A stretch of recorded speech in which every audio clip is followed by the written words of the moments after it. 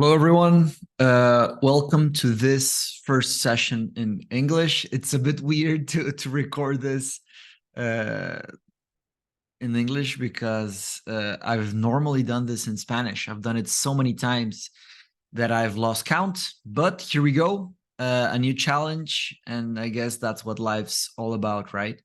So let me share screen with you, and we can start the session about what is Mindshop Knowledge Society.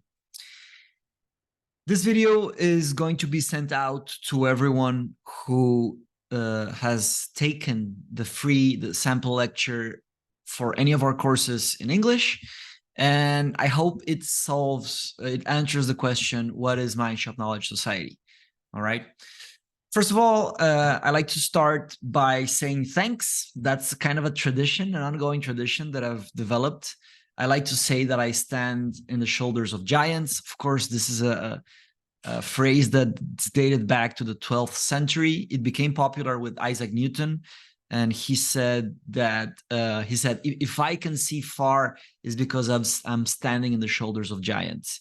And I really feel like this. Of course, not academically, because I'm undergoing my education. I'm doing my second master's right now, and I'm going to study for my PhD. I'm going to do my PhD eventually, but I'm nowhere near getting to those levels of excellence that one could expect from an academic. So I'll get there. But anyways, I'm proud of what I've done, of what we've done as a society. And I think the idea that people can do things on their own is really not something that is real. Like we actually do things. I think we do things thanks to a wide collection of people that have asked us the right questions, have shown us how to find the right answers, have opened doors, and sometimes have closed doors, and so on and so forth. So I thank, first of all, my wife and my daughter, Patricia and Emma, my mom, Marilena, my brother, Diego, who many of you might know, his wife, and then a series of friends, cousins, bosses, mentors. My father-in-law is in here, of course, my dad, my stepfather, my friends from all over the place, and some other teachers, tutors, some members from our society, a lot of the first few members that joined our society. Of course, friends from today, friends from yesterday, from all over the world. And here, many doctors that have opened up to me in the sense that they have accepted talking live. We have recorded some sessions together, and of course have taught me a great deal. Ex-bosses from a whole variety of different places, other jobs, and of course, previous jobs. Now I think I found my last job, which I think I'm going to do for the rest of my life. And of course, the AI pluralists from my current masters or cohort, Alva, Zonghao, Yuting Kuo. Thanks to you guys, and of course the whole cohort from the MST of AI Ethics and Society. Of course, our tutors, and special thanks to Patricia, my wife, and Emma, as I mentioned. Without you, I wouldn't be able to do anything. Yes. All right. So Mindshop Knowledge Society. I want to talk about a few things. I want to talk about why I do this. God, it feels so strange to do this in English. I've done this like 100 times in Spanish, and this is the first time I'm doing it in English, as I mentioned, and I'm a bit nervous, to be honest. But anyways, it's strange to listen to my voice like this on a recording.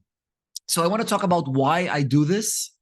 First of all, I think people don't talk about their motives enough. We have to be very clear with our motives. And I think if you want to study with us, you'll want to understand why I do this, as personally, right? Every tutor in Mindshop has their own reasons, but I'll show you mine. Then I'm going to talk briefly about the history of Mindshop, which is long or not so long, depending on how you see it. I'll explain later. Then I'm going to talk about our methodology. It's called Nietzsche Sky. It's a methodology that I developed. It's nothing like crazy or crazily new. It's just a way that I developed to teach online. And I think it works very well. Of course, it's a free methodology. Anyone is welcome to try it, to use it. It's based on a phrase by Nietzsche. That's why it's called Nietzsche Sky. A metaphor that he wrote, a really deep one. Then we're going to talk about the second part of our methodology, which is just a round table. So our classes consist of 1 hour of a Nietzsche Sky. I'll explain it. And then at least 30 minutes of a roundtable discussion. After this, I'll talk about the Edgar's cone of learning. Edgar is a academic in the realm of education, and a lot of what we do in Mindshop is based, not a lot, I mean, a big part of what we do is based on his work. And then I'm going to talk about your membership. Just to be clear, whenever you study something with us, any cycle, we call our courses are called cycles. Whenever you study a cycle with us, you'll have membership for life. You can enjoy the society for life, as one would in a university, as an alumni, right? So a bit about me. Many people have asked me, like, Mateus, it would be nice to have a bit of your curriculum to see who you are and what you've studied. And I joined the question why I do this with my curriculum. So I've studied in Mexico, I've studied in Brazil, I've studied in Italy, and I've studied in London, and I've studied in Cambridge. I am studying in Cambridge. So in Mexico, I did my undergrad in industrial and systems engineering, which led me to a path of international sales, corporate sales. I did an internship in the Politecnico of Torino in Italy in 2009. Well, a bit before that, I did an exchange program to the University of Caxias do Sul in Brazil. That's where I was born. And both of them were very technical, very engineerial, and not exactly what I do today, as several of you might know. For those who don't, I decided to have a shift in my life, to change the way my life was going. I decided, after working for 4.5 or 5 years in corporate, in engineering, I decided to change towards philosophy.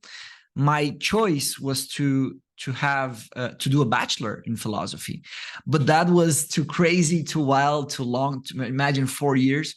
So I went for doing a master's in philosophy. But to do a master's in philosophy as an engineer, you first have to prepare yourself. You have to get accepted. So it's kind of a hard thing to do.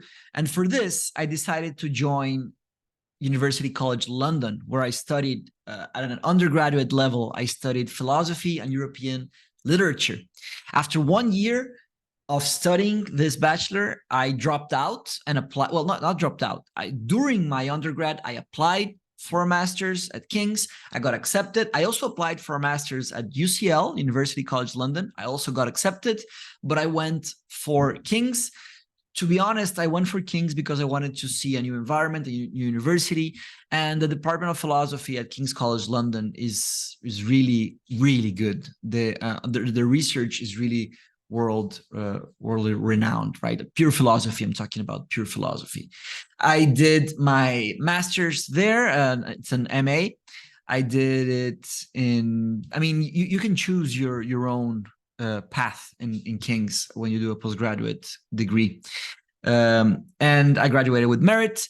My dissertation was on the philosophical, well, the ethical and broader philosophical problems of big data business models. So for those that don't know, big data is a precursor of artificial intelligence. And as an engineer, this was really clear to me. Like, it was, I have some advantages over some engineers because I have over some philosophers because I have an engineering background, and over some engineers because I have now I have a philosophy background as well. So this means that I kind of tried to join, and not tried, I did join those two disciplines. And of course, now it's pretty obvious that the work I'm doing right now has benefited greatly from my background, right? So I got accepted in 2022 to the MST in AI Ethics and Society at the University of Cambridge. I'm a member of Hughes Hall, and we study the impact of artificial intelligence. This is a master's that is done with ICE, the Institute of Continuing Education at Cambridge, as well as the Leverhulme Center for the Future of Intelligence, CFI, at Cambridge. So that's where I'm at right now. And the question persists. So why do I do this? I decided to start Mindshop for a variety of reasons. The first reason is because in Latin America and broadly in many other places in the world, people don't really understand what philosophy is. And this is a serious problem because philosophy is really important. Despite what many people might think, I argue that philosophy is really the base of a lot of the knowledge that we have. And of course, we start by the beginning with ancient Greek philosophy. That's the first course, first cycle that I developed. And I did this, and I did Mindshop as a continuing education society because I think, as a knowledge society for continuing education, because I think people shouldn't go through all of the problems that I went through in order to understand philosophy. And this means necessarily that the people that study with us are people from every discipline that you can imagine. We have so there are lawyers that study in Mindshop. There are, of course, many engineers. There are doctors, like in medicine, I mean.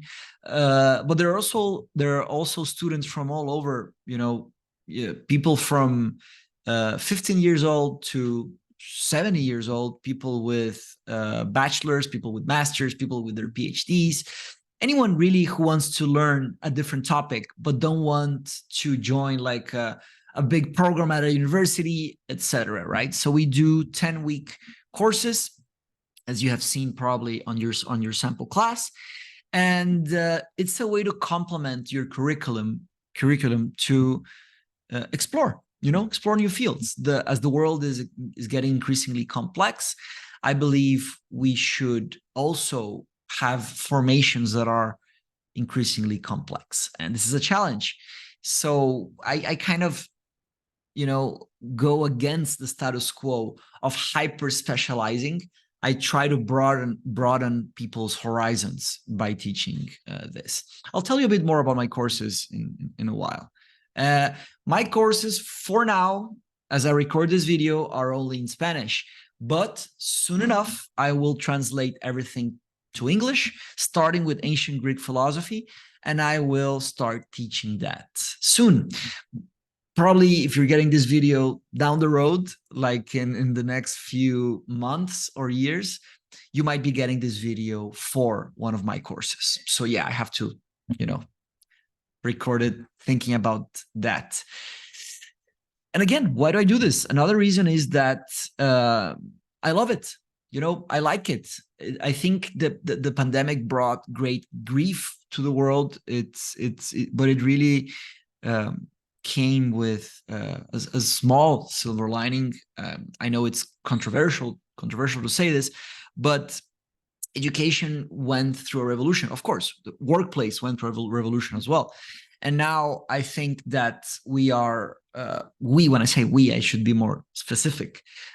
Many people in the world are ready to engage in continuing education from their homes without the need to spend huge amounts of money, without the need to spend huge amounts of time.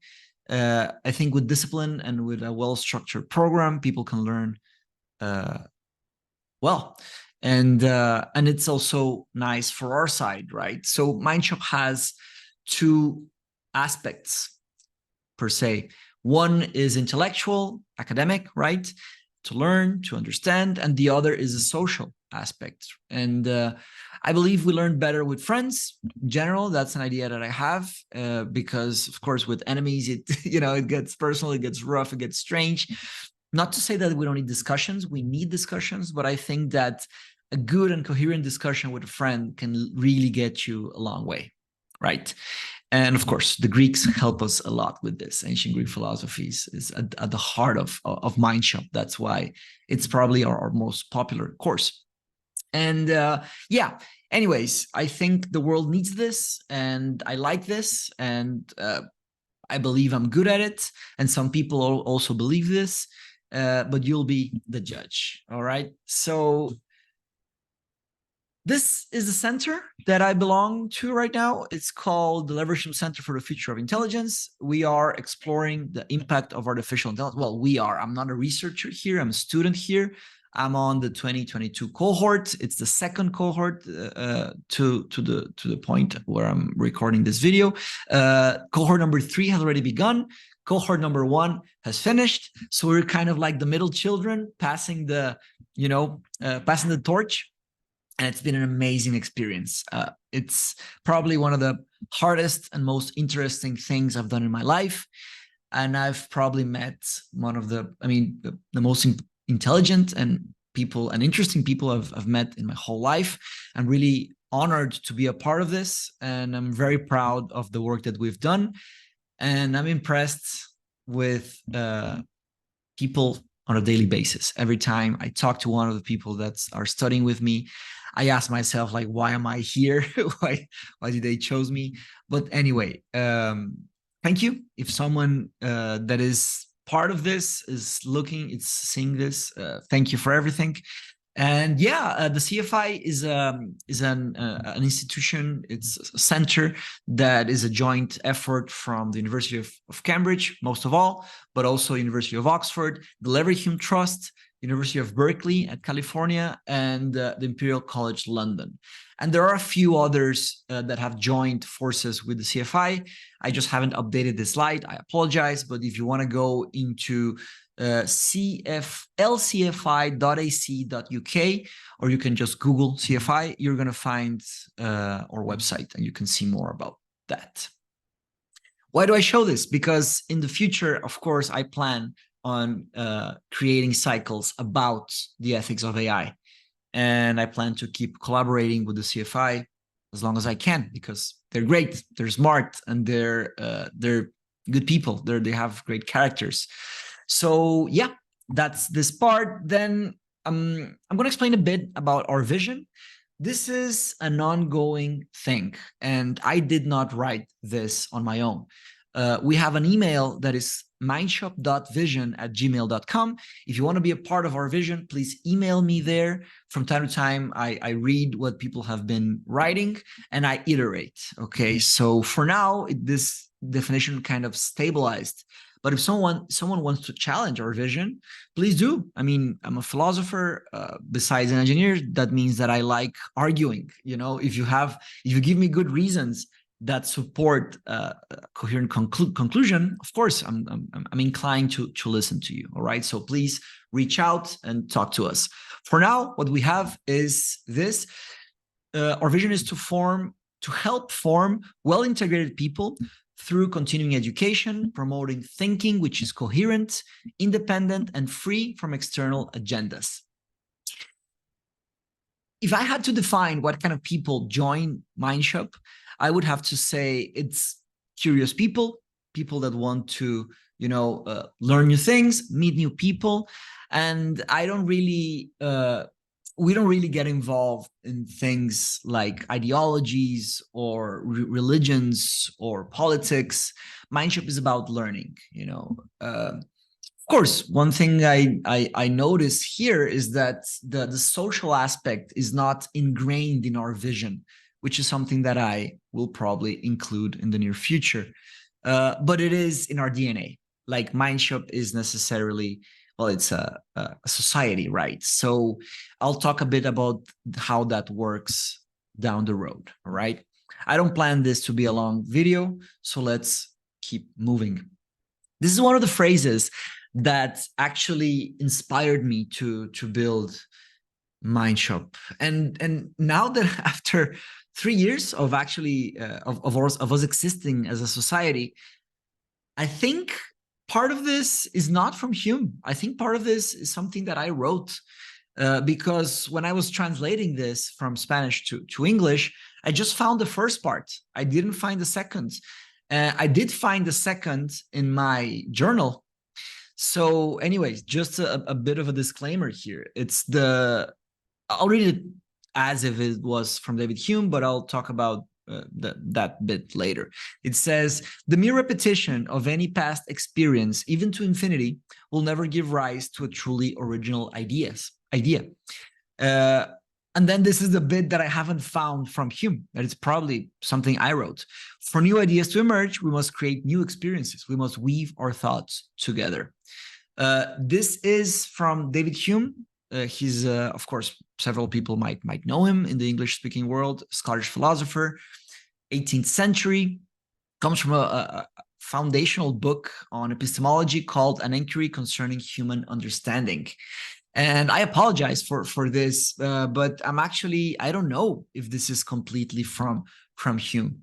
So if it is from Hume, that's it. If it's not completely from Hume, I suppose that what I did is that I tried to continue the logical, or at least I drafted a logical conclusion from the first part, right?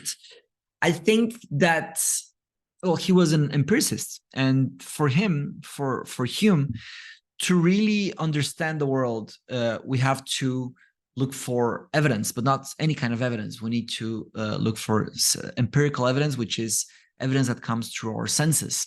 We need to explore, and to learn, that's what we have to do. And I think that connecting with people is a massive way to do this, right?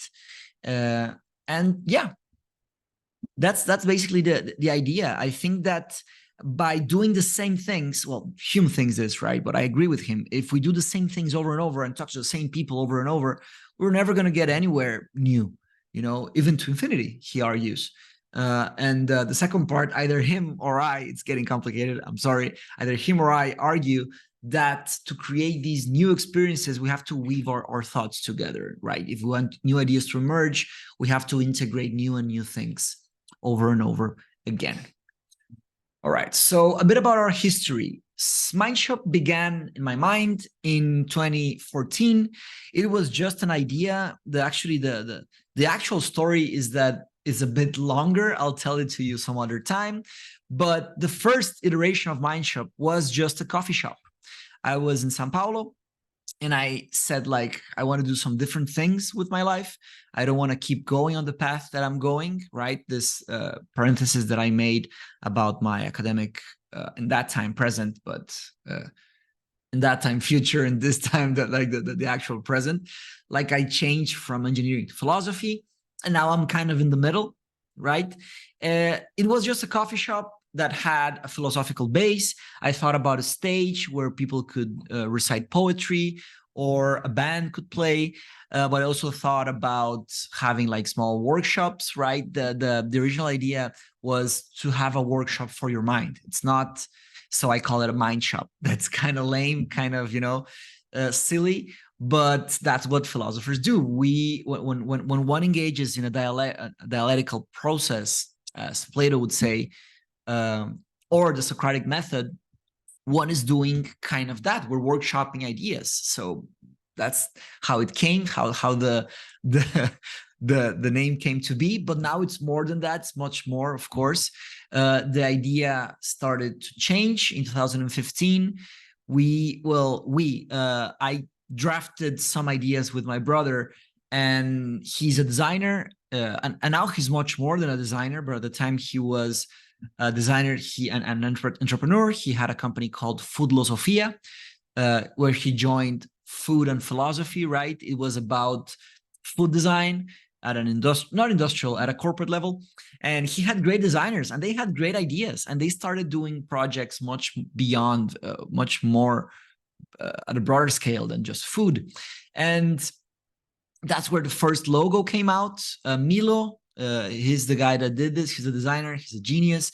If you're listening to me, thanks, man. Thanks for all of this.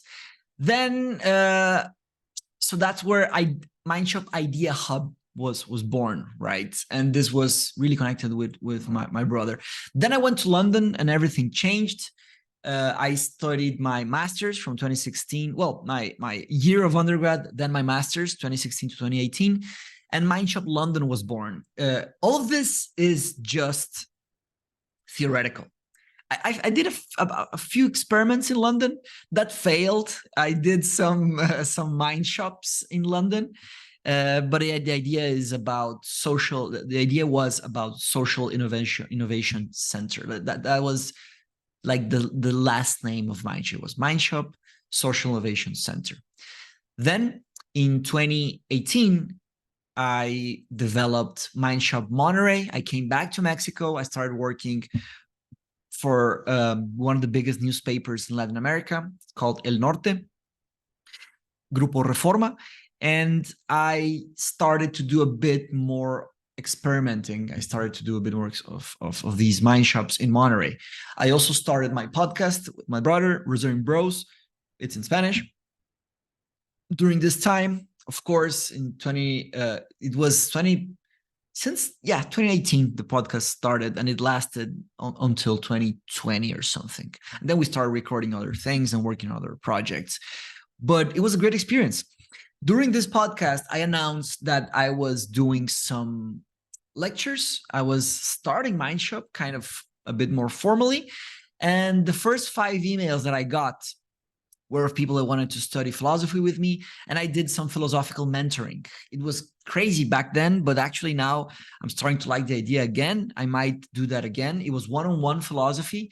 And I just developed a tailored program for each person. It was a lot of work, but I learned so much. Like, I interviewed the 5 people. I liked how they were. They liked how I was. So we started doing the sessions. It was for free. I did the philosophical mentoring for free. And then I asked if they wanted to continue. All of them said yes. So we did like 4 or 5 more paid sessions, and it became a bit more formal. It was great. I also would like to tell this story for someone out there that are trying to do something strange and new and still haven't dared to do it. My recommendation is keep planning, keep thinking. It took me 7 years to start Mindshop. So I think there are many things out there that have not yet been invented, and you could do it, you know? Mindshop is also about this. Like, I've helped so many people in these situations to change a bit the way that they want to live in the world and work in the world, etc. Anyways, in 2020, so at the summer of 2019, that's summer in Mexico, which is, yeah, it's the same as in the US and in the UK. For the Southern Hemisphere, it's the other way around. Like, it was, I believe, June or July 2019. That's when I did the philosophical mentoring. So then December 2019 came. I'm sure many people are familiar with that date. So I was announcing, like in November or December, I announced my first live group, which was going to be here in Monterey, where I'm recording this video. And we were going to host like a small session of philosophy live in person. But then in December 2019, there was this virus coming from Wuhan, and new words started to emerge. Well, not new words, but unfamiliar words like pandemic, like social distancing, and all that started to happen. And soon enough, the virus came to our city as well as any city in the world. I suppose all of the cities in the world, most of the cities in the world, never mind.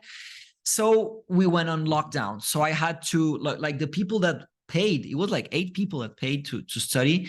And I was like, man, like, what am I going to do? This was like February or something, and the course was going to start on April.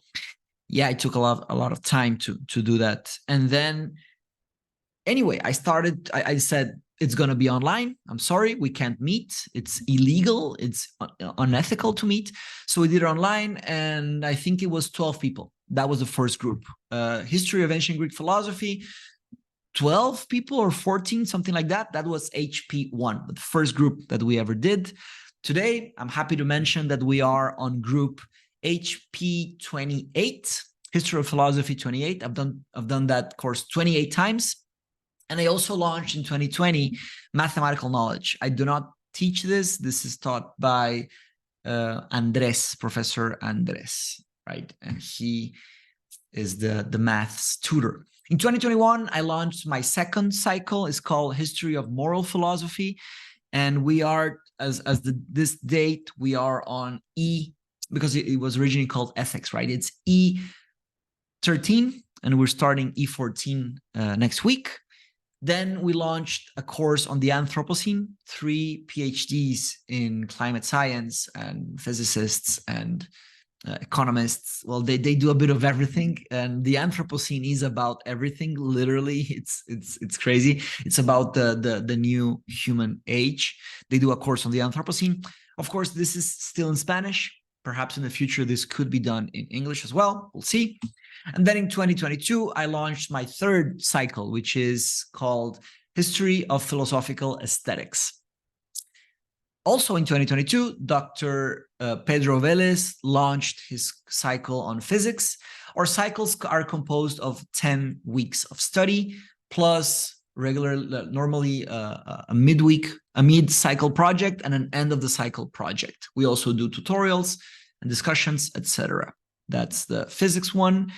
In 2023, Dr. Pedro Vélez launched mechanics on classical mechanics and relative mechanics, if I'm not mistaken. If I am, I'm sorry, but he will explain if you need to learn more. And Dr. Fintan Nagel launched Introduction to Cognitive Science, which is, of course, this is the reason that I'm recording this video for the first time. And I'm very thankful with Fintan.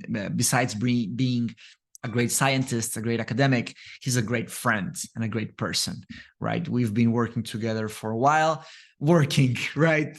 Mostly enjoying ourselves, having fun, and also doing some work, which is also fun and cool. And I've learned so much from him. I'm eternally thankful for our friendship, Fintan, for meeting you, man.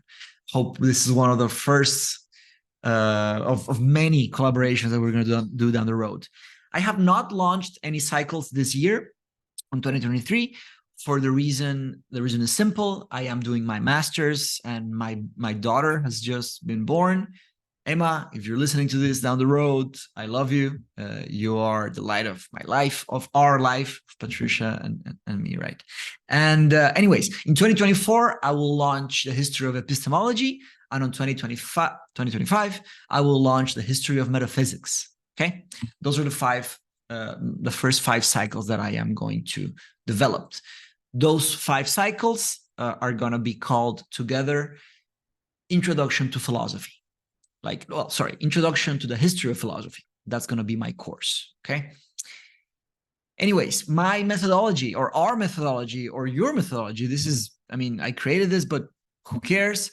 It's called Nietzschean Sky. It's nothing really extreme, right? It's just a way to teach, which I find interesting and has produced great results. So our method, in our method, like only 1/3 of the class can ask questions in each lecture. The other 2/3 are going to focus on taking notes, okay?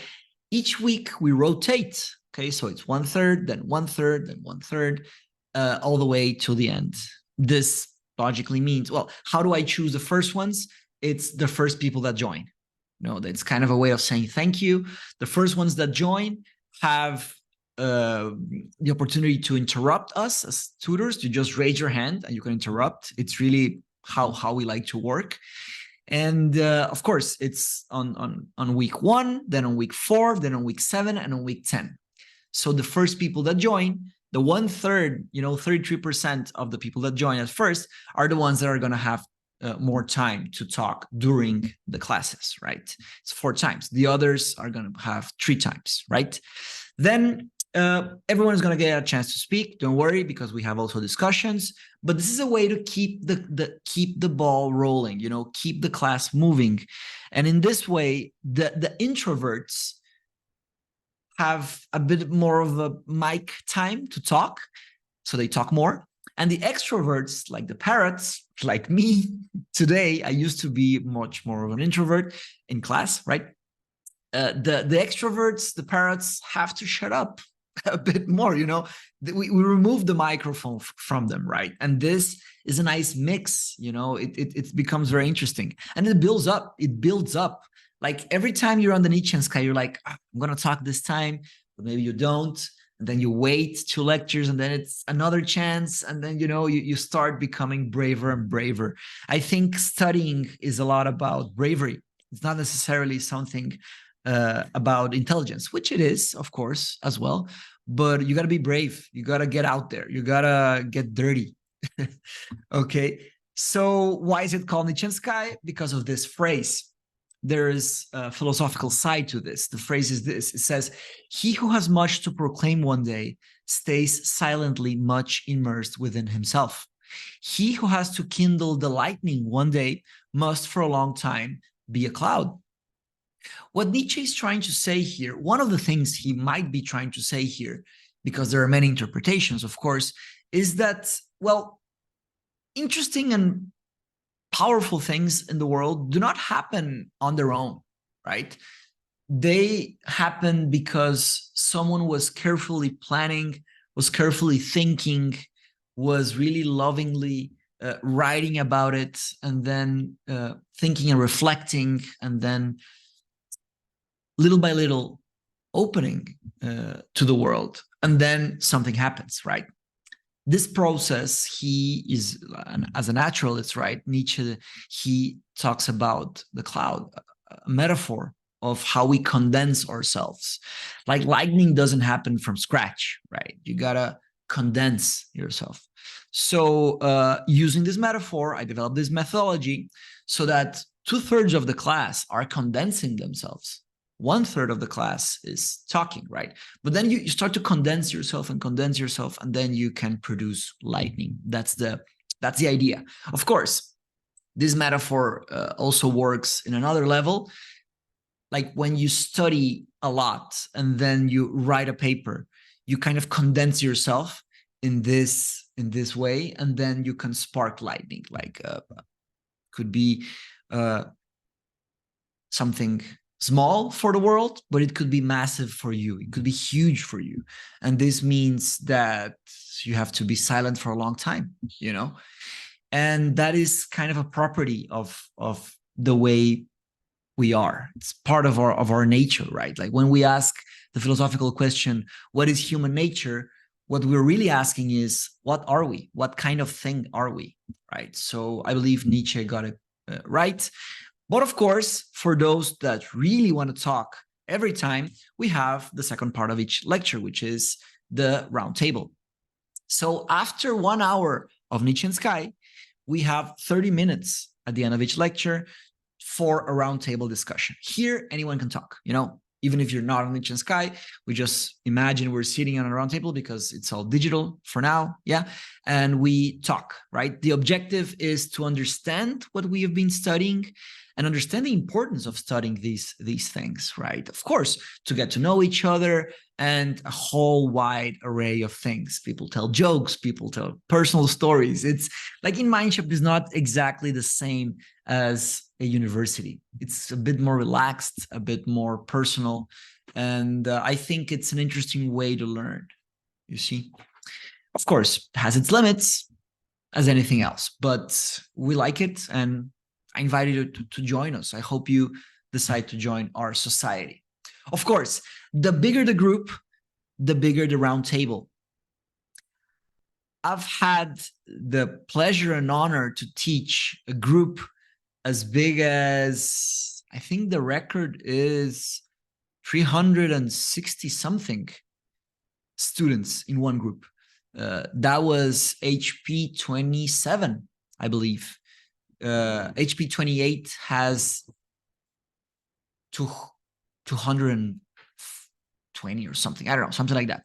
But anyways, the more people that join, we give more time, as a thank you and a way of keeping you engaged and talking to you, and a way that it's a way for you to get more time with us, right? With your tutors. So if it's more than 50 people, I add 30 more minutes. If it's from 100 to 150, I add 1 hour, and so on and so forth. And the max, like the cap, would be 500. I've never been close to that, but hopefully in the future we will, I think. And one might say, that would be very bad to learn with 500 people. I'm thinking of ways to make it more accessible. Like the more people, the less it could cost. I'm thinking about a way to implement this. But also, to be honest, the more people, the more perspectives you get, the more questions you get, and the more colleagues you have. And they have been amazing experiences. I can't stress that enough. So on moral philosophy, we're in the hundreds, groups of 100.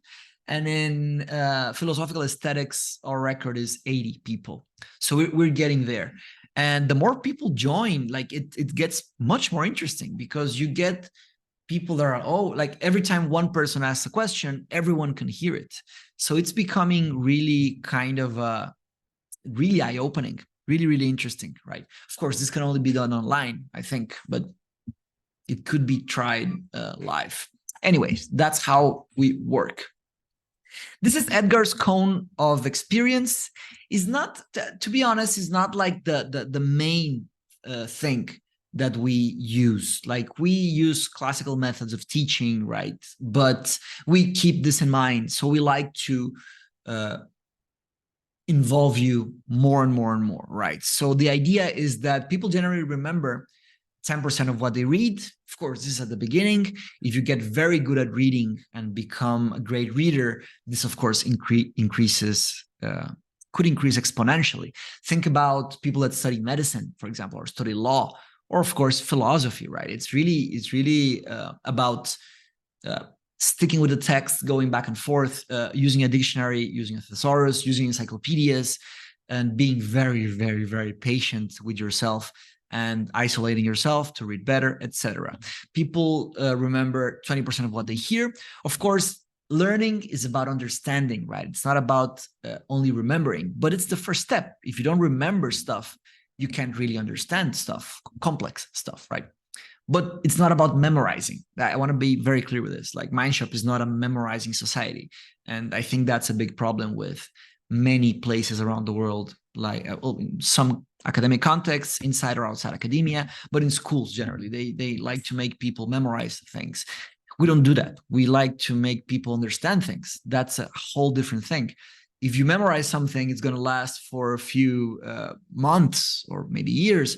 But if you understand something, it really stays with you for a long time, right? And if you polish it and if you improve it, much more.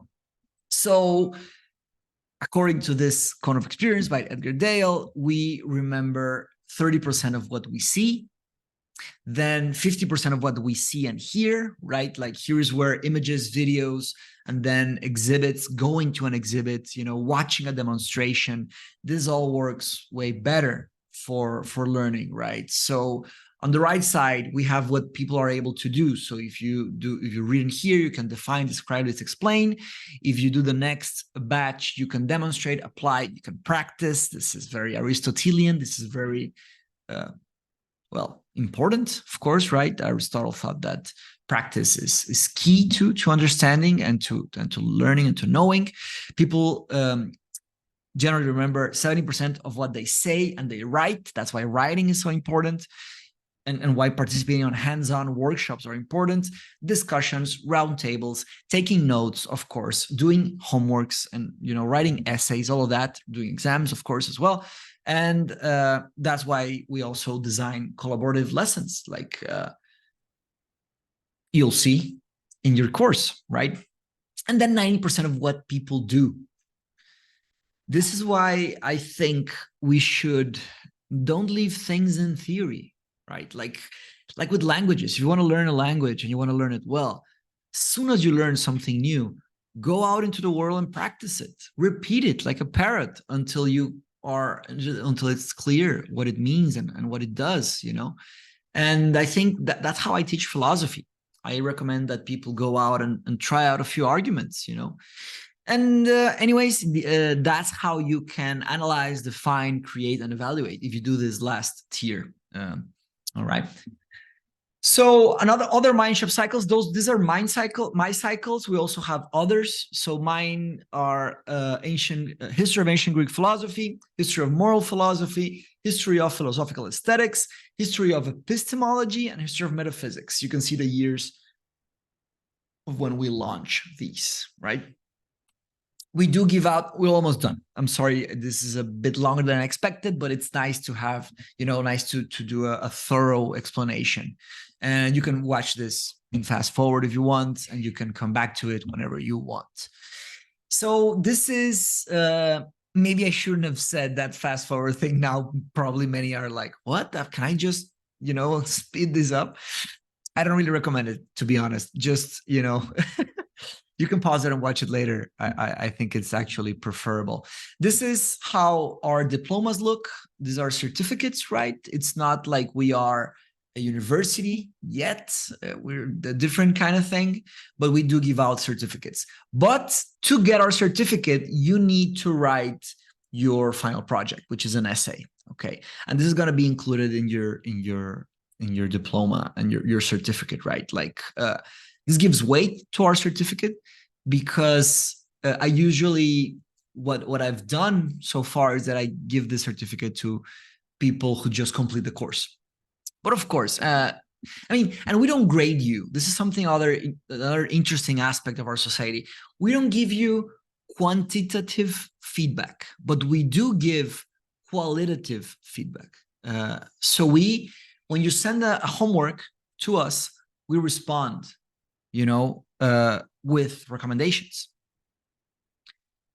how you could have done it better, how to improve your thinking. But we don't give out numbers. We don't give out grades, right? The final essay, it's a bit different. The process is a bit different. You'll find out with your tutor. Okay, so your membership. Whenever you join our society, you become a member for life, right? I'm gonna keep doing this for the rest of my life, and I'm gonna keep increasing the size of our society, and we're gonna keep making it better. Okay, so how does our society work with these things? These things are called runes. Okay, what are runes? Runes are kind of an ancient way of communicating with people, right? So you can look for Viking runes, Nordic runes, etc. So runes are essentially societies within our society. It's kind of a social aspect of a thing, like the social aspect of, or a little community of technology. It's called Synapse, a community for gaming. So both video games and board games. This is the store. We are still developing this. Well, we have a store. You can go on our website, mindshop.cafe/tienda. It's in Spanish, but I'm going to do it /shop in English. I can do that as well later. But maybe not. Maybe you can just join /tienda, and there's going to be an option to put it in English, or you can translate with whatever, right? La Cantina, it's our canteen.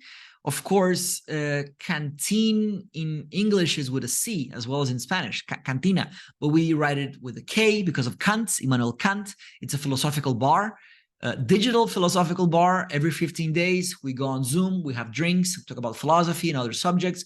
We bring philosophers, they give us a small workshop or lecture, or we bring like an architect, or we bring a photographer, or we bring a doctor, and whatever, or just some random guy to tell a story. We do a bit of everything. We have a podcast rune, which is about people that are interested in developing their own podcasts, or are like wanting to look for new podcasts, like podcasting in general. We have Mindshop Debates, where we host debates from time to time. We have Mindshop Rivers, which is our reading rune. We read one book a month. And so this is all free, like once you study with us for 10 weeks, you can join all of these or any of these. I really don't recommend you trying to join all of them because it's too much. It would be like a full-time job to do all of these. But if you want to do it, I mean, great. Like that would be amazing. But I normally recommend join one or two at the beginning or whatever. We have Mindshop Movies, where we watch movies together, and it's like we watch movies about philosophy or philosophical movies, which are different things. We like to watch strange films, experimental films, horror films, whatever. We watch a bit of everything. We have Mind Art. Mind Art was originally an idea from my wife, from Patricia, and she will teach someday in Mindshop. I'm sure of it. But for now, Mind Art is our rune about art. So we go to expos together around the world. We talk about art, of course. We share artwork. We also have workshops regarding art. We have the Storm. The Storm is our writing group. That's where we write every Thursday at 9 a.m. Mexican time. If we have a big enough community in English, we can host another session of the Storm.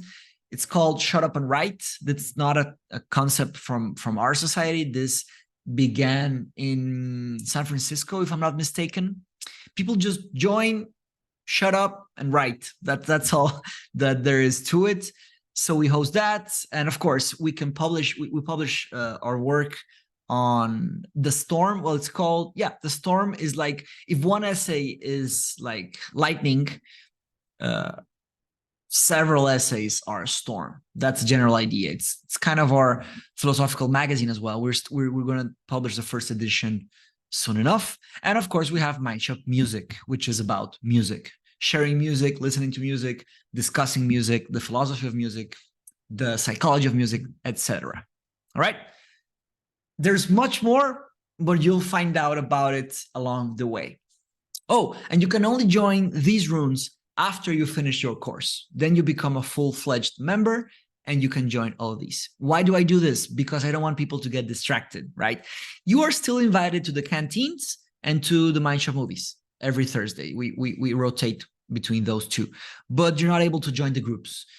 When you finish, you're welcome to join all of them if you want. Okay, so that's Mindshop. Thank you very much for your time, and that's it. I hope I see you around. Take care. Bye-bye.